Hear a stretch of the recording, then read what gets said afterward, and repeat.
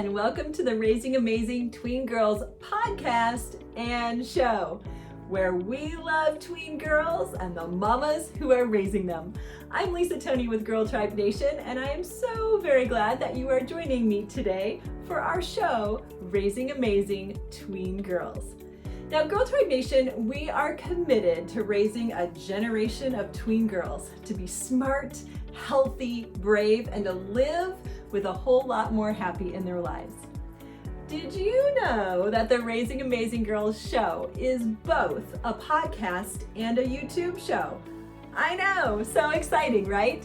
So you can listen or watch or both. Now we are on a mission to try to get up to 100 subscribers on each platform so that we can name our channel. Would you be one of my very favorite people today and help us with that goal? Take a quick minute to pull them both up on your phone or whatever you're listening or watching from and subscribe.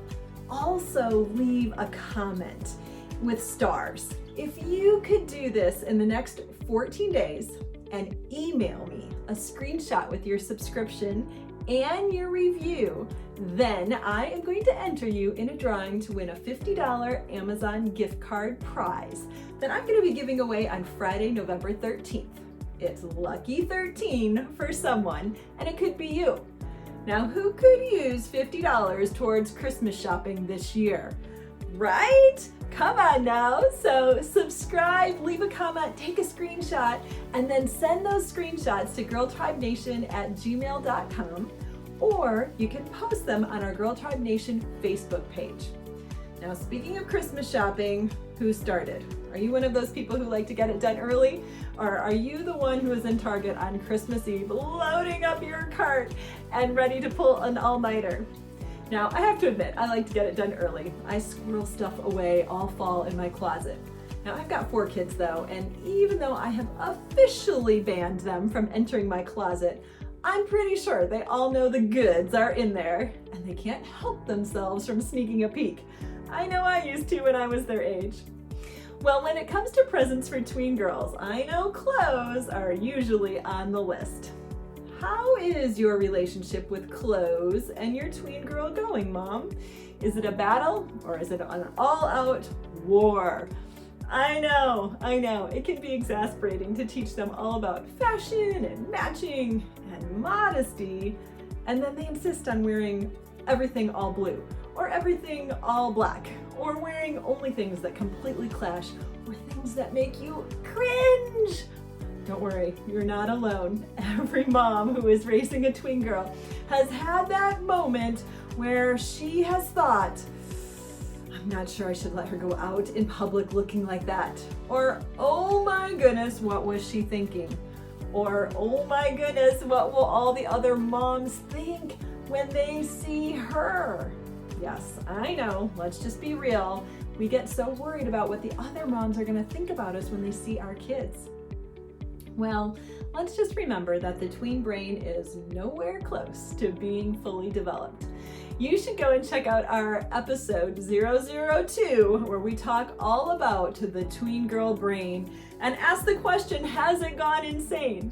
That episode is so good and so helpful because we chat through all the things going on in the tween girl brain and how it's informing the decisions they make. But today, friends, we are talking not about high fashion or even clashing and matching, as fun as that would be. Today, we are talking about modesty. Yep, the kind where we cover our bodies and leave those boys guessing rather than gaping. Modesty is such a tricky subject, isn't it though? Because our girls' bodies are changing at such different rates.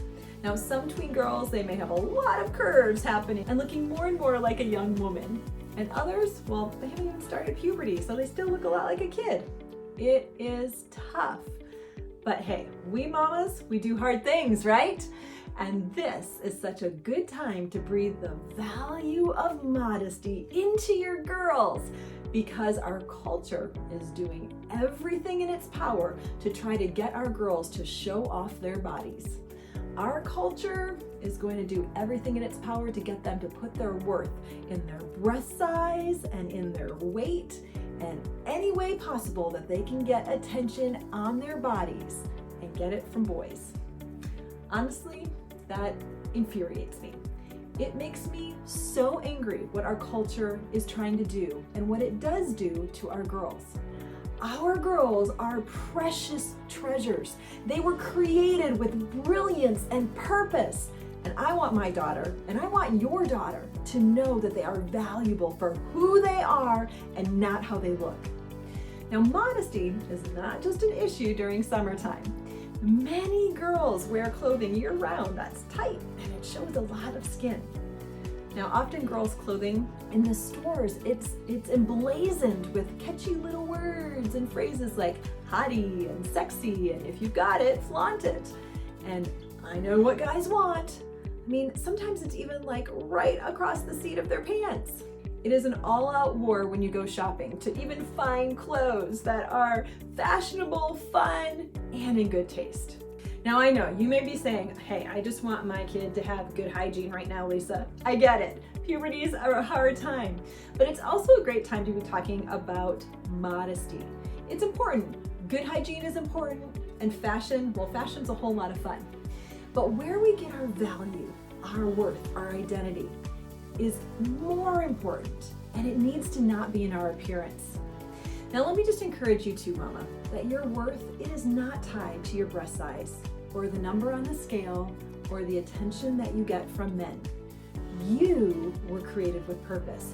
You are valuable. You are unique. You are precious, and you are worthy of love and respect because of who you are, not who you look or your body parts or what you give to men.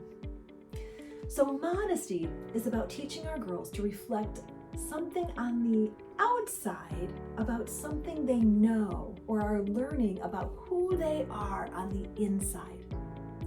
Now, we don't ever want to body shame our girls, but we also want to teach them about the value of modesty. I mean, we're all different shapes and sizes, and so some things that some girls can wear may not be good choices on other body types. Now, I'm 5'2" on a good day, and let's just say, well, I have an ample chest. So I have to be careful about the choices that I make. If you've watched any of my videos, then you've probably picked up how subtleness is not really my jam. I like a little fashion flair. Love me some animal prints. I love me some high heels. I definitely prefer pants to dresses, and I tend to favor a good blazer. Now, these are fashion choices that I've acquired over the years. Now, your daughter, she is starting that journey to develop her own fashion sense too. Now, my 12-year-old is completely opposite of me. She does not like a lot of fashion flair. She mostly favors comfy leggings and a zip-up hoodie sweatshirt all the time. Now, we live in Southern California, friends. On triple-digit days, I ask her if she'd like to put on some shorts. She says, no, Mom, I'm good. I mean, I'm sweating just looking at her. Now, I've talked to a lot of you to know that this is a common phase for tween girls while their bodies are changing. Covering up is something that many of them naturally want to do because they aren't very comfortable with all their body changes. So even though I'm not sure my daughter's choices always make a lot of sense in the heat, I try to support her because I much prefer that to the polar opposite of being immodest. Now, one of our biggest wins in this area can be really just letting some things go. I know, it is hard, Mom, when they don't ever wear that cute outfit that you bought for them, and I bet it's super cute. Trust me, when they still leave the tags hanging on those things, even when she said she liked it. Ugh, I feel your pain, I know. But letting some clothing choices go, letting a lot of clothing choices go, most of the time is what's gonna build some goodwill. So if you can find ways to say positive things and affirm her so that she can hear more positive than negative, then you are putting some points in the emotional piggy bank for when you do need to play the mom card. Often they go through phases and they will pass quickly. So even if it's not our jam, as long as it's modest, go for it. Now, as your daughter hits the tween phase, she's not gonna wanna dress like a little girl anymore. My daughter flat out refused to wear dresses anymore. Come to think of it, so did I when I was her age. Well, these girls, when they hit tween years, they want to look a little bit more grown up, but honestly, they don't know how. They need your help. Talking about the context of when to wear things and why can really help. Have her think through some of these ideas. What would she think if she saw someone grocery shopping in their bathing suit? Or if her teacher showed up in slashed jeans and a t-shirt that had swear words written on it? That would be really, really inappropriate, wouldn't it? So part of learning about clothes is learning about what clothes work with what environment we're going to be in. Now, we also can teach our girls about how different clothes can make us feel different ways. We want our girls to feel confident and not embarrassed in what they wear. Different clothes cause different reactions with other people too. So it's important for us to talk through our emotions and how to handle situations when maybe people respond differently to what we're wearing than what we're feeling, because other people's reactions can really put a bummer in our day. I mean, think about if an elderly couple would look at her disapprovingly, or maybe a guy looked at her and whistled. Yikes! That can be embarrassing, and it can really leave our girls unsure of what to do or say. Now, I know the whole idea of men starting to whistle or catcall at our girls, let alone boys, is enraging. Do you know the Girl Scouts of America notes that 1 in 10 girls is catcalled before her 11th birthday? Surveys conducted by Cornell University's ILR school and the nonprofit organization Hollaback revealed nearly 85% of American female respondents report facing street harassment before age 17.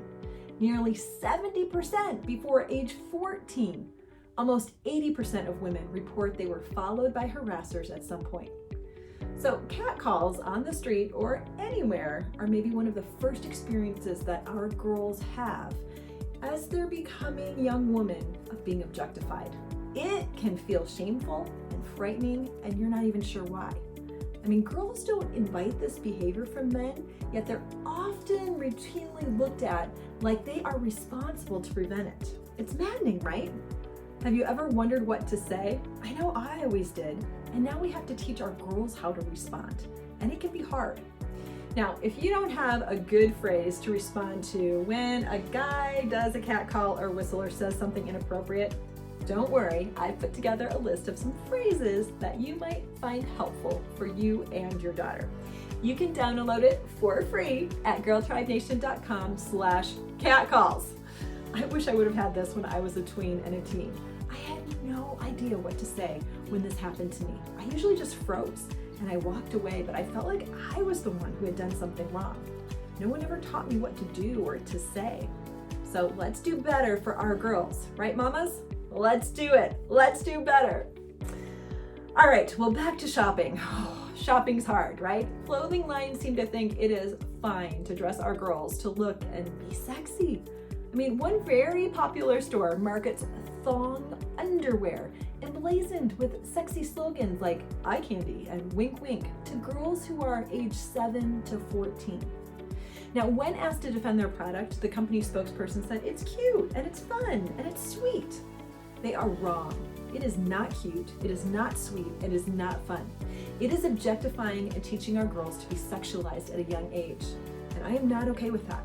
Sex is something for grown-ups, not kids. So letting our girls dress sexy is encouraging them to be sexual as kids. Again, I'm not okay with that. Our tween girls are moving into young adulthood, but they are not there yet. They are still kids. So how do we teach them about modesty? We can say modest is hottest, but what is our why? Why is modesty important? Well, modesty is about clothing them from the inside out. At its core, modesty is about teaching that our identity, our self-worth, it's about the kind of person that we are and not about how we look. Modesty says that we have enough confidence in our personhood that we don't need to try to draw attention to our bodies. When we dress immodestly or in a revealing way, we are drawing attention to our bodies in a sexual way to draw eyes there first. We are saying, I want you to see my body to get you excited sexually first. When you dress in a revealing way, it is inviting eyes to look at what you are showing. Modest dressing means we don't call attention to our bodies first. We draw attention to our eyes or our smile as non-sexual parts of our bodies.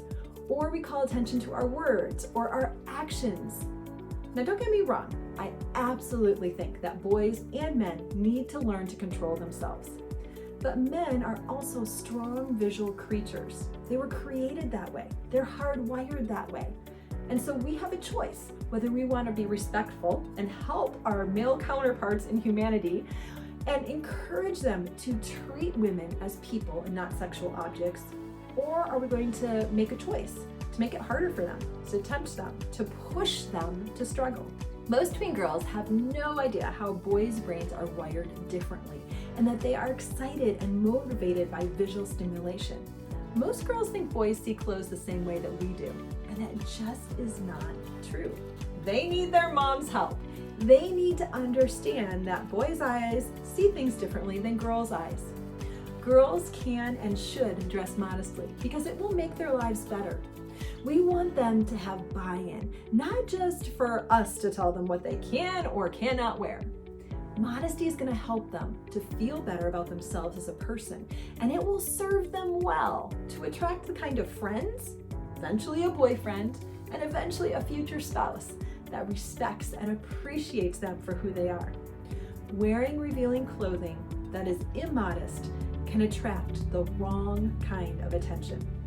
Now, I'm actually a big fan of teaching our girls to protect their bodies and not pass them around to be sampled. Modesty is definitely a way to support this ideology. So what is modest? Well, it may be different for every family, but here's some things that I recommend. Necklines should not be overly low where they're going to reveal cleavage, or even so skimpy that they're going to reveal bra straps. Shirts should not be see-through, and hemlines should be just a couple of inches above the knee so that there's not a whole lot of leg showing. Clothes should be comfortable, covering, and clean. Anything that reveals your bra or your panty outline is way too tight. Anything that shows a lot of skin between your knee and your neck, well, it's not really a modest choice. Underwear should not contain words or images that invite others to look at them. And makeup, well, that should be used to enhance rather than attract a lot of attention at that age. When they're just starting first with makeup, just starting really slowly with maybe a little mascara and a lip gloss can be really helpful. Or maybe some foundation if they're struggling with acne to cover some of that up. Let's also talk about peer pressure. Sometimes girls want to wear something because all their friends are, and this one's really tough. But I want to encourage you to still be able to say no to your daughter. You are still the mom. You can still empathize with her and give her some appropriate options. Maybe say something like this: hey, I understand that all of your friends have string bikinis, but I don't think that girls should be seen in public that way. You are worth way more than people just staring at your body. Hey, let's look at some two-piece suits that are still bikinis but have more coverage and support so that you can keep those boys guessing rather than gaping. A little mystery is actually magical, my dear. Something like that. She will appreciate you recognizing how she feels, even if she doesn't agree. So just remember, no matter how frustrated your daughter may get in the moment, it is something that she actually is deeply appreciating. You are looking out for her. You are protecting her. You are speaking life into what matters most, her personhood, not her body. All right, mamas, after listening to this episode, I'm going to encourage you to not only talk about modesty with your girls, but also show them. Show them with how you dress. And even point out outfits that work well for the environment they are in as you're out and about and you're taking in people as they pass by. And best of all, maybe take her shopping. Oh yes, this is a great time for a mother-daughter date. Whether you hit a thrift store or the mall or a boutique, you can have some fun with it. Try some things on and talk about what works well and what doesn't. Oh, that shirt's pretty thin. It's almost see-through. People would be able to see your bra. I think we need more coverage than that. Or, whoa, that color, that really complements your skin and your hair. That looks great on you. I love how that dress covers your thighs really well.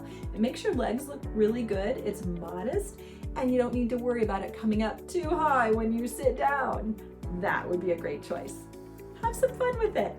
Talk modesty and invest in your daughter's personhood. Well, okay, friends, here's to raising girls who are smart, brave, and healthy, who can live with a whole lot more happy in their lives. I am cheering you on as you raise your amazing tween daughters, as you help them learn how to choose modesty and dress modestly. Thank you so much for joining me today on the Raising Amazing Tween Girls Show. We here at Girl Tribe Nation are all about resourcing the moms of tween girls to grow a generation of young ladies to be smart, healthy, brave, and live with a whole lot more happy in their lives. Our girls will be dealing with a culture that wants to sexually objectify them probably their whole lives. It's sad, and I hope that that reality changes. But until it does, we need to give them the skills to navigate this. We need to give them the skills to reject an objectification culture. We need to help them to play for Team Modesty. Whose team are they on? It will help shape a generation of girls to do things differently and way better than how we had it. I want that for them. I want that for my daughter, and I want it for yours. Hey, if you found today's episode helpful, it would mean so very much if you could share this episode with a friend, if you could hit that subscribe button and leave a comment. Don't forget, if you take a screenshot of you subscribing and leaving a comment and either email it to girltribenation@gmail.com or post it on our Girl Tribe Nation Facebook page, you will be entered in the drawing to win a $50 Amazon gift card prize that I'm giving away on Friday, November 13th. It's lucky 13 for someone, and it could be you. All right, thanks so much for joining me. I can't wait until next time. Bye for now.